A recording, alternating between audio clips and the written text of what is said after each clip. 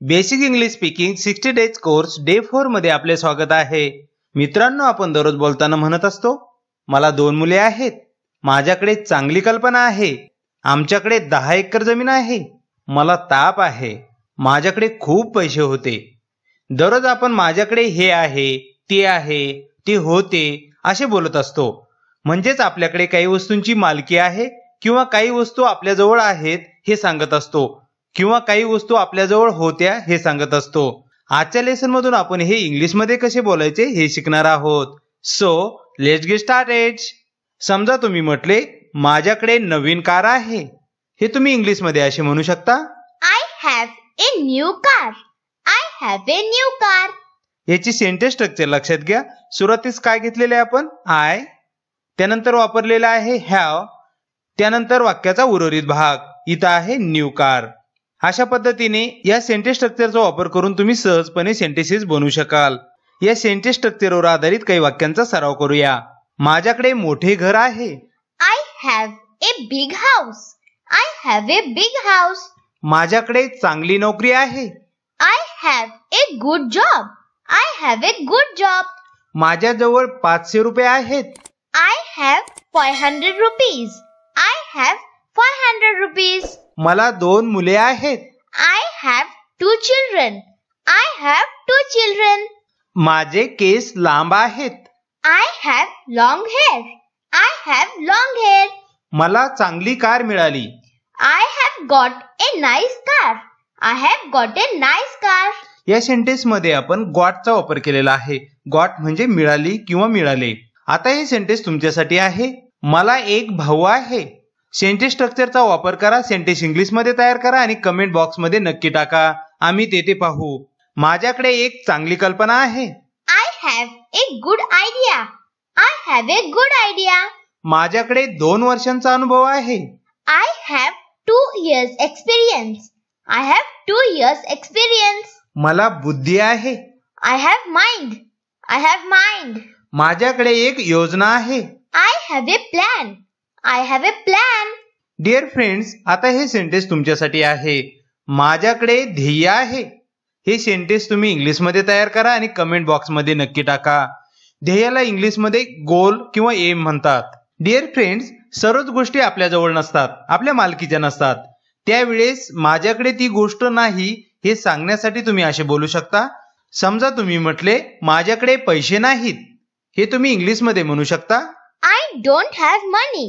I don't have money. याची sentence structure लक्षात घ्या. सुरुवातीस काय घेतलेले आपण आय, त्यानंतर वापरलेले आहे डोंट, त्यानंतर हॅव, त्यानंतर वाक्याचा उर्वरित भाग. चला अशा काही सेंटेन्सेसची प्रॅक्टिस करूया. मला बहीण नाही. I don't have a sister. I don't have a sister. माझ्याकडे आता वेळ नाही. I don't have time now. I don't have time now. Dear friends, आता हे सेंटेन्स तुमच्यासाठी आहे. माझ्याकडे नवीन पोशाख नाही. सेंटेन्स स्ट्रक्चरचा वापर करा, सेंटेन्स इंग्लिश मध्ये तयार करा आणि कमेंट बॉक्स मध्ये नक्की टाका. डिअर फ्रेंड्स, बऱ्याच वेळा आपणास इतरांकडे एखादी गोष्ट आहे का हे विचारावे लागते किंवा दुसरेही आपणास ते विचारत असतात. जसे की, तुझ्याकडे 500 रुपये आहेत का? Do you have 500 rupees?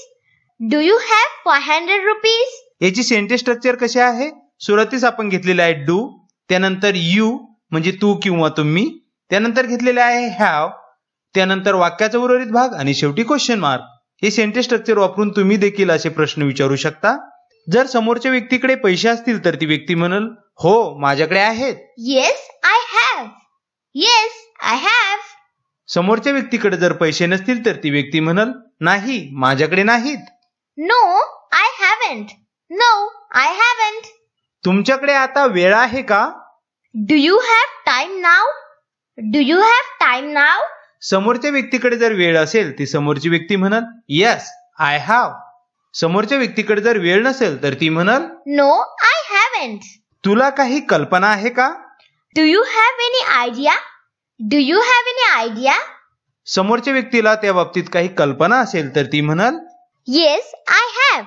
समोरच्या व्यक्तीला त्याबाबत काही कल्पना नसेल तर ती व्यक्ती म्हणेल, no I haven't. Dear friends, आता हे सेंटेन्स तुमच्यासाठी आहे. तुला मित्र आहेत का?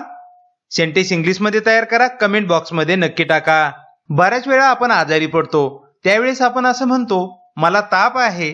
तुम्ही इंग्लिशमध्ये असे म्हणू शकता, I have a fever. I have a fever. Sentence structure लक्षात घ्या. सुरुवातीस काय घेतलेले आपण, आय, त्यानंतर हॅव, त्यानंतर तुम्हाला जो आजार आहे त्या आजाराचे नाव, इथे जसे की आहे फीवर. चला काही सेंटेन्सेसची प्रॅक्टिस करूया. मला सर्दी आहे. I have a cold. I have a cold. मला खोकला आहे. I have a cough. I have a cough. माझा घसा खवखवत आहे. I have a sore throat. I have a sore throat. मला मधुमेह आहे. I have diabetes. I have diabetes. Dear friends, हे सेंटेन्स तुमच्यासाठी. माझे डोके दुखत आहे. सेंटेन्स स्ट्रक्चरचा वापर करा. सेंटेन्स इंग्लिशमध्ये तयार करा. कमेंट बॉक्समध्ये नक्की टाका. डिअर फ्रेंड्स, भूतकाळात आपल्याकडे एखादी गोष्ट होती, हे कसे सांगायचे ते शिकूया. समजा आपण म्हटलो, माझ्याकडे एक कुत्रा होता.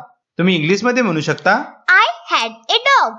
I had a dog. भूतकाळामध्ये तो आपल्याकडे होता, आता नाही, म्हणून त्या ठिकाणी आपण हॅडचा वापर केलेला आहे. तो जर सध्या असता तर आपण हॅवचा वापर केला असता.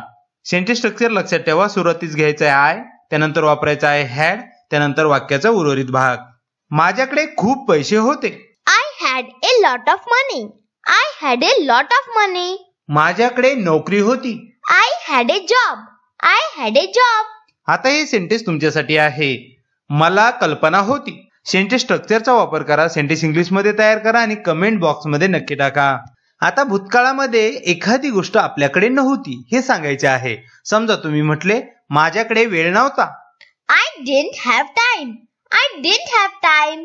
याचे स्ट्रक्चर लक्षात घ्या. सुरुवातीस काय घेतलेलं आहे आय, त्यानंतर वापरलेला आहे डिंट. याचा उच्चार बरेच जण डिडंट करतात. याचा उच्चार डिंट असा करायचा आहे. त्यानंतर वापरायचा आहे हॅव, त्यानंतर कॉम्प्लिमेंट म्हणजे वाक्याचा उर्वरित भाग. चला काही सेंटेन्सेसची प्रॅक्टिस करूया. मला कल्पना नव्हती. I didn't have an idea. I didn't have an idea. माझ्याकडे मोबाईल नव्हता. I didn't have a mobile. I didn't have a mobile. माझ्याकडे पुरेसे पैसे नव्हते. I didn't have enough money. I didn't have enough money.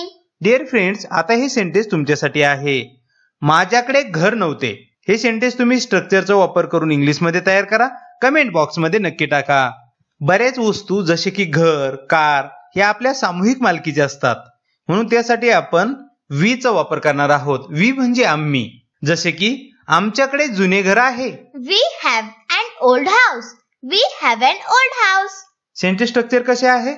आयच्या जागी फक्त आपण वी वापरलेले आहे. वी प्लस हॅव प्लस वाक्याचा उर्वरित भाग. आमच्याकडे एक बाळ आहे. We have a baby. We have a baby. आमच्याकडे 10 एकर जमीन आहे. We have 10 acres of land. We have 10 acres of land. आमच्याकडे एक चांगली बातमी आहे. We have a good news. We have a good news. Dear friends, आता हे शेवटचे सेंटेन्स तुमच्यासाठी आहे. आमच्याकडे नवीन कार आहे.